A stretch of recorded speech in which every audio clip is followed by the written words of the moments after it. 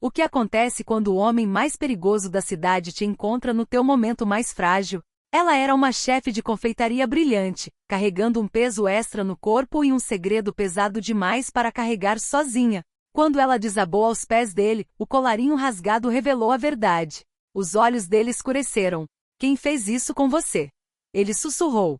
E então, tudo desmoronou. A cozinha industrial no porão do Hotel Pierre, na Quinta Avenida, era uma sinfonia de caos. Mas Penélope Cooper já não conseguia mais ouvir aquela música. O tilintar das panelas de cobre, os gritos secos do chefe executivo, o assobio das máquinas de expresso, tudo soava abafado, como se viesse de debaixo d'água. Penélope se agarrava à borda da bancada de aço inoxidável, os nós dos dedos brancos, a respiração curta e entrecortada. Penélope era uma mulher de corpo generoso, de curvas macias e abundantes, curvas que o namorado, Arthur, transformava em arma contra ela todos os dias. Ninguém mais vai olhar duas vezes para uma padeira gorda, ele havia cuspido naquela mesma manhã. Você tem sorte de eu ainda te aguentar. Mas não foram as palavras dele que fizeram a sala rodar diante dos olhos de Penélope. Foi o preço físico da fúria de Arthur. Debaixo do casaco branco de chefe abotoado até o pescoço, o lado esquerdo do corpo de Penélope era uma tela de roxo profundo e amarelo manchado. Arthur a havia jogado contra a quina do radiador, no apartamento apertado deles no Queens, quando ela se recusou a esvaziar a poupança para cobrir as dívidas de jogo que ele acumulava. Arthur devia dinheiro para as pessoas erradas, lá em Bensonhurst, e o pânico dele havia se transformado em uma raiva violenta brutal. Agora desidratada e funcionando com apenas 3 horas de sono, Penélope precisava servir os clientes mais importantes de toda a sua carreira.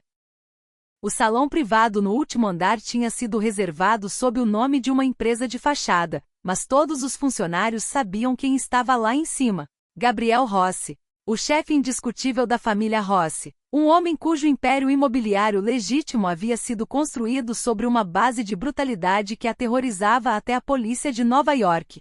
Penélope, as gaiolas de açúcar soprado precisam subir agora. A voz do chefe Rousseau cortou o transe dela. Sim, chefe, ela conseguiu sussurrar, a voz tremendo. Ela ergueu a bandeja de prata pesada. O peso, ao se deslocar, disparou uma pontada branca e ardente de dor através das costelas fraturadas. Ela mordeu o lábio com tanta força que sentiu o gosto de sangue, engolindo a náusea que subia pela garganta. Ela só precisava sobreviver ao serviço.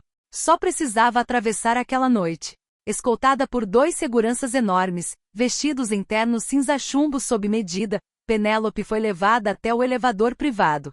A subida até a cobertura pareceu uma marcha fúnebre. O suor escorria pela testa, colando os cachos escuros na pele.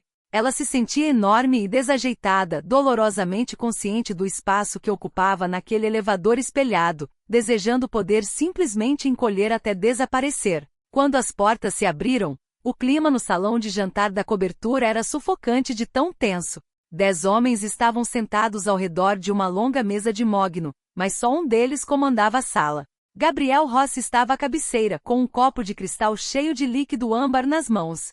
Ele não era a caricatura de um mafioso.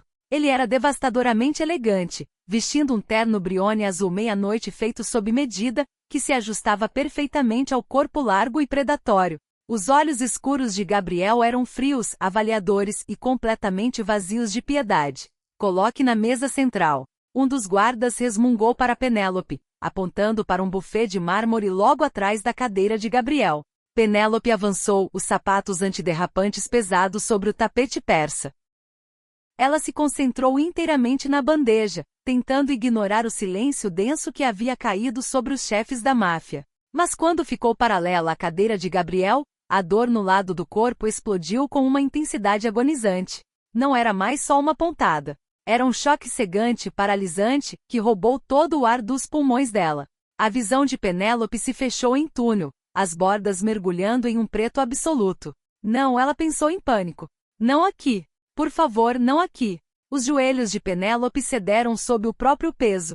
A bandeja de prata escorregou dos dedos dormentes, e as delicadas sobremesas de açúcar soprado se espatifaram no chão como cristal. Penélope nem sequer ouviu o estrondo. Ela estava caindo, já esperando pelo impacto brutal do piso de madeira, o impacto que finalmente terminaria o que Arthur havia começado.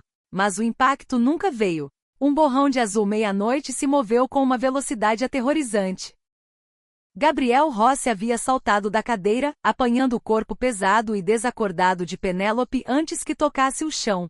Ele a segurou com firmeza, as mãos grandes envolvendo os braços dela para amparar a queda. No meio da confusão do movimento, os botões de cima do casaco de chefe de Penélope se romperam. O tecido grosso se abriu, revelando o formato horrível e inconfundível de uma marca de mão brutal, florescendo pela clavícula e descendo até os hematomas profundos e cruéis nas costelas. A sala explodiu. Os seguranças sacaram as armas, achando que se tratava de um ataque, enquanto os outros chefes se levantavam de um salto. Parados. Gabriel rugiu, a voz fazendo tremer os lustres de cristal. A sala congelou instantaneamente. Gabriel se ajoelhou no chão, ignorando o açúcar espatifado e o creme derramado que arruinava o terno dele. Ele olhou para a mulher pálida e macia, desacordada em seus braços. Notou as olheiras escuras sob os olhos dela, o lábio rachado cuidadosamente disfarçado com maquiagem, e os hematomas horríveis pintando a pele. Ele não viu uma padeira desajeitada e pesada. Ele viu uma sobrevivente se segurando por um fio. A mandíbula de Gabriel se travou, uma fúria perigosa e letal escurecendo os olhos, enquanto ele afastava com delicadeza um cacho de cabelo da testa suada de Penélope. Chamem o Dr. Adler, Gabriel ordenou, a voz caindo para uma frequência mortalmente calma, que fez os pelos dos braços dos próprios homens dele se arrepiarem. Peça para ele nos encontrar no esconderijo em Tribeca. Agora. Penélope acordou com o cheiro de álcool esterilizado e o zumbido suave do ar-condicionado central. Ela manteve os olhos fechados, a mente tentando desesperadamente juntar as peças de onde ela estava. Estava deitada sobre um colchão tão macio que parecia uma nuvem, envolta em lençóis de fio finíssimo, que exalavam cedro caro e chuva. A dor nas costelas havia diminuído para uma pontada distante, substituída por uma sensação estranha e adormecida. Penélope se moveu, e um choque de puro pânico a atravessou ao perceber que o casaco de chefe havia sumido. Ela estava vestindo uma camisa de seda enorme, que engolia até mesmo o corpo generoso dela. Os olhos de Penélope se abriram de repente. Ela estava num quarto imenso com pouca luz e janelas do chão ao teto que davam para o horizonte iluminado do sul de Manhattan. As paredes eram cobertas de estantes de carvalho escuro, e cortinas pesadas de veludo emolduravam o vidro. Aquilo não era um hospital. Aquilo era uma fortaleza. Você tem 2 costelas rachadas, desidratação severa e uma fratura fina na clavícula direita. A voz veio das sombras. Penélope arfou, arrastando o corpo para trás, contra a cabeceira estofada, puxando os lençóis de seda até o queixo. Gabriel Rossi entrou na luz suave de um abajur de latão. Ele havia tirado o paletó e a gravata. As mangas estavam arregaçadas, revelando antebraços marcados de músculo e tatuagens já desbotadas. Ele parecia exausto, mas ainda assim inteiramente dominante. O Dr. Adler aplicou um analgésico localizado e soro pelas veias. Você dormiu 14 horas, Gabriel continuou, o tom surpreendentemente calmo, embora os olhos ardessem com uma intensidade que fazia Penélope querer desviar o olhar. Peço desculpas pela troca de roupa. O médico precisava de acesso aos ferimentos e o uniforme atrapalhava. Minha governanta cuidou disso. As mãos de Penélope tremiam violentamente. Ela o reconhecia. A cidade inteira o reconhecia. Gabriel Rossi era um fantasma nos tabloides, mas um deus no submundo. Ele era conhecido por desmontar organizações rivais sem suar uma gota, por enterrar os inimigos nas fundações dos arranha-céus que construía. Oh, o quê? Porque eu estou aqui. Ela gaguejou, a voz rouca. Eu estraguei o serviço. Eu deixei a bandeja cair. Sinto muito. Eu pago pelos danos, eu juro. Pare. Gabriel ergueu a mão, aproximando-se da cama. Ele se movia com uma graça lenta e deliberada, como um predador tentando não assustar um servo ferido. Puxou uma poltrona pesada de couro para perto da cama e se sentou, apoiando os cotovelos nos joelhos. Eu não me importo com as sobremesas, Penélope. Ela estremeceu ao ouvir o próprio nome nos lábios dele. Como você sabe o meu nome? Eu sei tudo sobre você. Mandei meus homens investigarem o seu passado enquanto você estava desacordada, ele disse com franqueza, sem se desculpar pela invasão. Penélope Koperkin, 32 anos, chefe de confeitaria principal, ficha limpa, crédito excelente até 6 meses atrás. Quando de repente você começou a tirar empréstimos consignados enormes.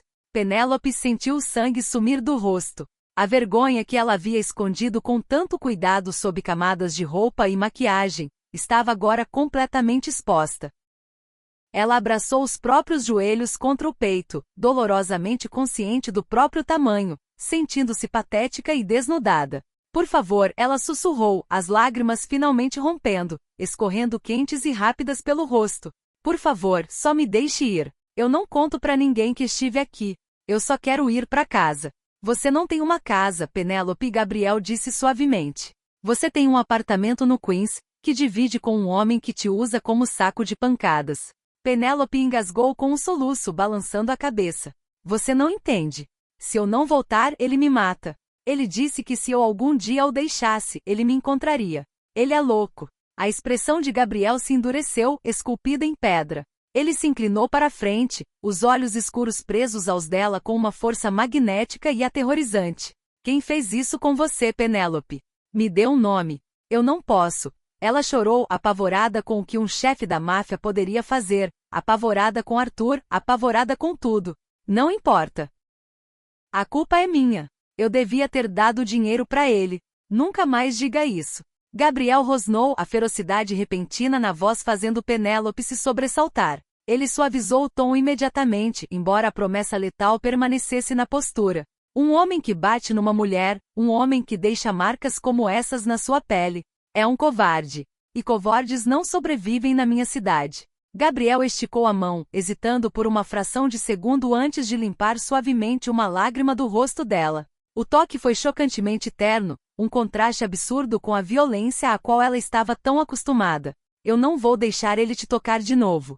Tenha minha palavra, Gabriel prometeu, a voz um rugido baixo e calmante. Mas eu preciso do nome dele. Penélope olhou nos olhos de Gabriel. Não viu nenhum julgamento sobre o peso dela. Não viu nenhum nojo. Pela primeira vez em anos, ela se sentiu vista, não como um fardo, não como um alvo, mas como uma pessoa digna de proteção. Arthur, ela sussurrou, a voz rachando. Arthur Pendleton. Gabriel congelou. O nome ficou pairando no ar entre os dois, pesado e perigoso. Uma percepção lenta e sombria cruzou o rosto de Gabriel. Ele puxou a mão devagar, levantando-se em toda a sua altura imponente. Arthur Pendleton, Gabriel repetiu, o nome com gosto de cinzas na boca. Você o conhece? Penélope perguntou, o coração martelando contra as costelas. Gabriel virou as costas para ela, passando a mão pelos cabelos escuros. Arthur Pendleton não era um qualquer. Ele era um operador de baixo escalão da família Moretti, o bando rival que Gabriel vinha tentando quebrar financeiramente havia meses. Arthur devia quase $200 mil aos próprios agiotas de Gabriel. O mesmo dinheiro que Arthur tentava arrancar de Penélope à força era o dinheiro que ele devia à organização de Gabriel. Uma risada fria e aterrorizante escapou dos lábios de Gabriel. Ele se virou de volta para Penélope, o calor completamente sumido dos olhos, substituído por um vazio calculista e brutal.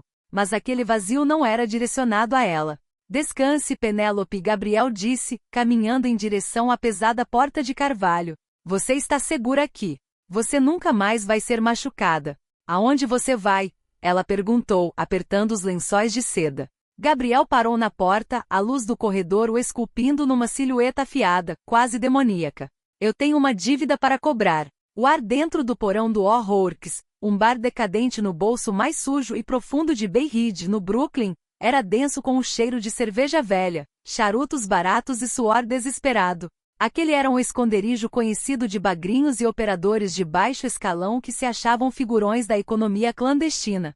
Arthur Pendleton estava sentado num canto pegajoso, arrancando nervosamente o rótulo de uma garrafa de cerveja nacional. A perna dele tremia freneticamente sob a mesa.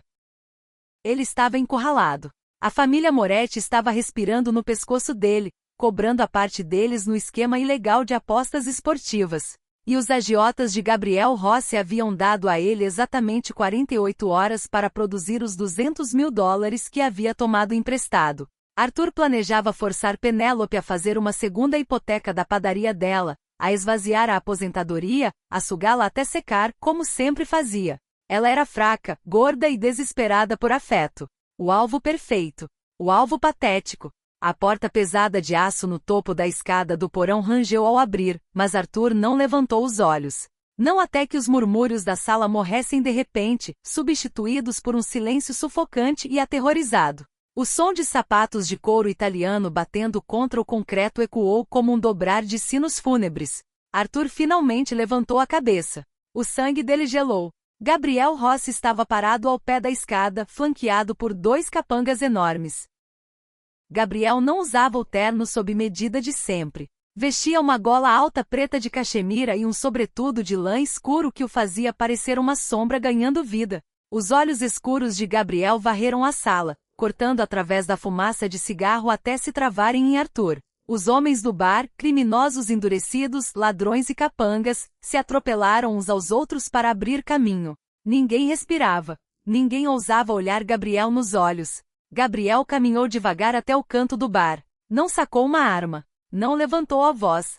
Simplesmente deslizou para o banco de frente a Arthur, sentando-se com uma graça relaxada e aterrorizante. Senhor Rossi, Arthur gaguejou, a voz rachando violentamente. Ele esfregou as palmas suadas nas calças jeans, os olhos disparando na direção das saídas, só para encontrar os homens de Gabriel bloqueando cada porta. Eu sei porque o senhor está aqui. Os 200 mil. Eu tenho dinheiro. Bem, eu tenho uma pista para conseguir. Até sexta-feira, eu juro por Deus, o senhor vai ter até o último centavo. Eu não estou aqui pelo meu dinheiro, Arthur. Gabriel interrompeu, a voz um ronronar suave e letal. Arthur piscou, a confusão sobrepondo temporariamente o pânico. Você não está. Não estou. Eu organizei um jantar hoje à noite no Pierre. Tinha um cardápio espetacular planejado, mas minha chefe de confeitaria teve uma emergência médica repentina. Ela desmaiou no meu salão de jantar. O rosto de Arthur ficou sem cor. A mandíbula caiu. Penélope. Sim, Penélope. Gabriel disse suavemente. E quando meu médico a examinou, ele encontrou 2 costelas rachadas, uma clavícula fraturada, e uma obra-prima de hematomas em todo o lado esquerdo do corpo. Ela me diz que escorregou. Mas o médico dela me diz que aquilo parece exatamente como se ela tivesse sido jogada contra um radiador. Ela é desastrada. Ela é gigante. Ela tropeça nos próprios pés. Eu juro que eu não. Gabriel se moveu mais rápido do que o olho humano conseguia acompanhar. A mão grande dele disparou por cima da mesa, agarrando Arthur pela garganta e batendo a cabeça dele contra a superfície de carvalho sólido com um estalo enjoativo. Arthur gritou, o sangue jorrando instantaneamente do nariz quebrado, mas Gabriel não soltou. Ele prendeu o rosto de Arthur contra a mesa, inclinando-se tão perto que Arthur podia sentir a fúria gelada irradiando dele. Você vai me contar exatamente por que um operador miserável da Moretti passou os últimos 3 anos brincando de casinha com uma chefe de confeitaria civil, Gabriel sibilou, os dedos apertando mais em volta da traqueia de Arthur. E se você mentir para mim, eu vou mandar meus homens arrancarem sua pele e passar sal nas feridas. Fale. Arthur engasgou, lágrimas de agonia escorrendo pelo rosto. Tá bom. Meu Deus, me deixa respirar. Gabriel afrouxou o aperto só um pouco. Isso não tinha nada a ver com ela. Arthur soluçou, sangue borbulhando nos lábios. Você acha que eu queria ser visto com aquela porca gorda? Você acha que eu realmente a queria? Era um trabalho. Os Morettis me colocaram nela. Os olhos de Gabriel se estreitaram. O ar na sala pareceu cair 10 graus. Por quê? O pai dela. Thomas Cocking. Arthur cuspiu, tossindo violentamente.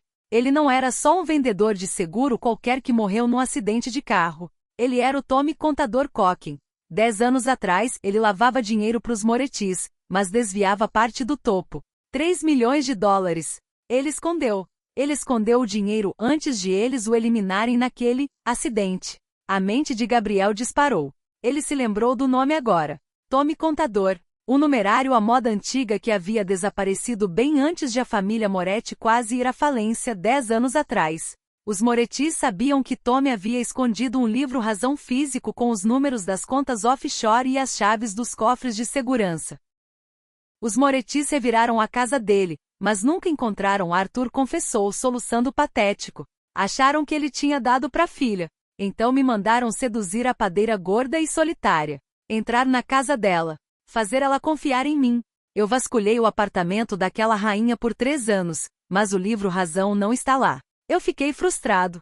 Precisava do dinheiro para te pagar, então pressionei ela para pegar empréstimos com a padaria dela. Uma percepção fria e sombria atravessou Gabriel. Penélope não era apenas vítima de violência doméstica. Ela estava sentada em cima de uma mina de ouro da máfia de 3 milhões de dólares, completamente sem saber. E a organização Moretti a mataria no instante em que percebesse que Arthur havia falhado. Ela não sabe. Gabriel declarou a voz um eco vazio. Ela não faz ideia, Arthur chorou. Olha, Rossi, você pode ficar com ela.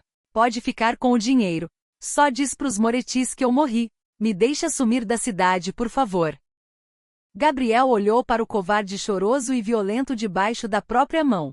Pensou no rosto macio e manchado de lágrimas de Penélope, na marca brutal de mão no peito dela, no jeito que ela havia implorado pela vida, apavorada com aquela desculpa miserável de homem. Gabriel se levantou, puxando um lenço branco impecável do bolso, limpando o sangue de Arthur das mãos. Olhou para o executor-chefe. Dominique, Gabriel disse, a voz ecoando pelo bar em silêncio absoluto. Sim, chefe. O Sr. Pendleton tem um problema com o jogo, Gabriel disse friamente, virando as costas para o banco. Corte as mãos dele. Ele nunca mais vai jogar dados nem dar socos em ninguém. Depois, deixa ele num hospital qualquer. Que os Morettis lidem com o fracasso dele. Os gritos de Arthur ecoaram pelas paredes do porão, mas Gabriel já subia as escadas, tirando o celular do casaco. O jogo havia mudado. Penélope não era mais apenas uma mulher que ele precisava proteger. Ela era a chave para finalmente destruir os maiores rivais dele, e Gabriel ia garantir que ela usasse a coroa. A cozinha da cobertura era uma obra-prima do design culinário moderno, bancadas de mármore branco reluzente, uma geladeira sub-zero de portas duplas, um fogão a gás Wolf de última geração. Ainda assim, apesar de toda a grandiosidade, ela parecia completamente íntima para Penélope. Eram 3 da manhã. Incapaz de dormir mesmo com os analgésicos, Penélope havia saído do enorme quarto de hóspedes. A ansiedade arranhava o peito dela. Por 3 anos, o mecanismo dela para lidar com o abuso de Arthur havia sido a arte precisa e metódica de assar. Ela vasculhou a despensa impecável de Gabriel, encontrando chocolate amargo importado, baunilha de Madagascar e açúcar mascavo cru. Agora, ainda vestindo a camisa de seda enorme que caía sobre as curvas generosas, Penélope batia agressivamente uma tigela de ganache, encontrando consolo no som rítmico do batedor raspando o vidro. Ela não ouviu o elevador privado abrir, não ouviu os passos suaves de Gabriel no piso de madeira, até que uma voz baixa e suave rompeu o silêncio. Você não devia estar de pé, Penélope. Penélope arfou, quase deixando a tigela de vidro cair. Ela se virou, o coração pulando na garganta. Gabriel estava parado no arco da cozinha. Ele havia tirado o sobretudo, e a gola alta preta se esticava contra o peito largo. Ele parecia exausto, mas havia uma energia perigosa e magnética zumbindo ao redor dele. Ele entrou na cozinha, os olhos escuros percorrendo o corpo de Penélope. Ela imediatamente se encolheu, cruzando os braços sobre a barriga, dolorosamente consciente das coxas grossas, da barriga macia, e do fato de que estava na casa de um bilionário chefe da máfia parecendo uma bagunça desgrenhada. Desculpa, ela gaguejou, olhando para o chão. Eu não consegui dormir. A cozinha. Ela me ajuda a pensar. Eu limpo tudo. Deixa assim, Gabriel disse suavemente. Ele caminhou em direção à ilha da cozinha, parando a poucos passos dela. Esticou a mão, os dedos longos segurando gentilmente o queixo dela, inclinando a cabeça para cima, forçando-a a olhá-lo. Por que você se esconde de mim? Porque olha para mim, ela sussurrou, a voz quebrando. Lágrimas brotaram nos olhos dela, os anos de veneno tóxico de Arthur vindo à tona. Arthur estava certo. Eu sou enorme. Sou desastrada. Sou uma bagunça. Eu não pertenço a um lugar como este. Os olhos de Gabriel escureceram com uma emoção tão feroz que fez a respiração de Penélope falhar. Ele deu um passo mais perto, invadindo o espaço pessoal dela. O cheiro de chuva, cedro, e algo vagamente metálico envolveu Penélope. Arthur é um homem morto andando.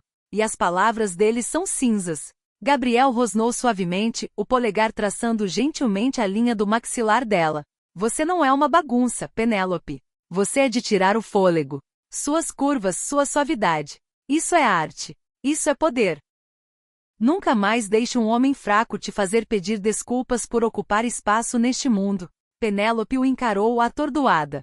Ninguém nunca havia falado com ela daquele jeito. Ninguém nunca havia olhado para ela como um prêmio em vez de um fardo. Gabriel suspirou pesadamente, soltando a mão. Vem, senta. Eu vou fazer chá. Tem uma coisa que precisamos conversar, e isso vai mudar tudo o que você achava que sabia sobre a sua vida. Ele a guiou até um banco de bar de veludo na ilha da cozinha, servindo chá de camomila para os dois. Sentou-se em frente a ela, a expressão se tornando mortalmente séria. Seu pai, Gabriel, começou, observando o rosto dela com cuidado. Thomas Koperkin. Ele morreu num acidente de carro há 10 anos, certo? Penélope franziu a testa, segurando a caneca quente. Sim, eu tinha 22 anos. Ele derrapou na I-95.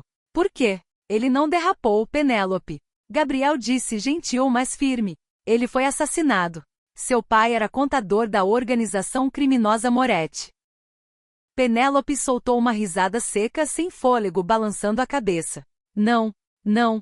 Meu pai vendia seguro de vida. Ele era chato. Ele adorava palavras cruzadas e suéteres bege. Ele era brilhante, Gabriel corrigiu. E 10 anos atrás, ele desviou 3 milhões de dólares dos Morettis. Escondeu o dinheiro e escondeu um livro-razão com todos os números das contas offshore deles. Os Morettis o mataram por isso. Mas nunca encontraram o livro-razão. A mente de Penélope girou. A sala inclinou perigosamente. O pai dela, doce e quieto, um lavador de dinheiro da máfia. Era impossível. Arthur não namorou você porque te amava, Penélope. Gabriel continuou, a voz sem pena, oferecendo apenas verdades duras. Ele não ficou para te abusar porque você era um fardo. Ele era um informante dos Morettis. Colocaram ele na sua vida para vasculhar seu apartamento atrás do livro-razão. Por 3 anos, ele te usou para caçar o fantasma do seu pai. Um silêncio profundo e devastador caiu sobre a cozinha. Penélope olhava fixamente para o balcão de mármore. O abuso, a manipulação psicológica, os comentários constantes e degradantes sobre o peso dela. Não era porque ela era inerentemente indigna de amor. Era uma tática psicológica. Era um trabalho.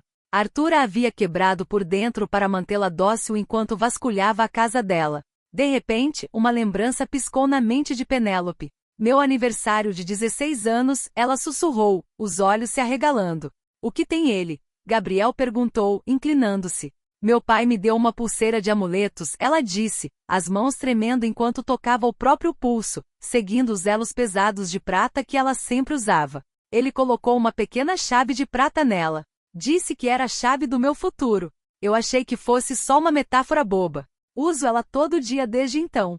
Os olhos de Gabriel se travaram na pequena chave de prata antiga, pendurada no pulso grosso dela. Não era um amuleto. Era a chave vintage de um cofre bancário. Os Morettis reviraram o escritório dele, seu apartamento, tudo. Gabriel murmurou, um sorriso lento e perigoso se espalhando pelo rosto bonito. Eles nunca pensaram em olhar bem na frente do nariz deles. Nunca perceberam que ele deu as joias da coroa para a própria filha. Penélope olhou para Gabriel, um fogo novo e desconhecido se acendendo no peito. A padeira pesada e deprimida que havia desabado no salão de jantar tinha ido embora. A mulher sentada naquele banco era a filha de Thomas Koperkin, e ela acabará de perceber que segurava o poder de destruir os homens que haviam assassinado o pai dela, e o homem que havia quebrado as costelas dela. Gabriel, ela disse, a voz assustadoramente firme. Se eu te der essa chave, o que você vai fazer com os Morettis? Gabriel esticou a mão por cima da ilha de mármore, envolvendo as mãos dela com as próprias. Eu vou queimar o império deles até o chão, ele jurou, os olhos escuros ardendo em lealdade absoluta. E eu vou construir um novo. Com você.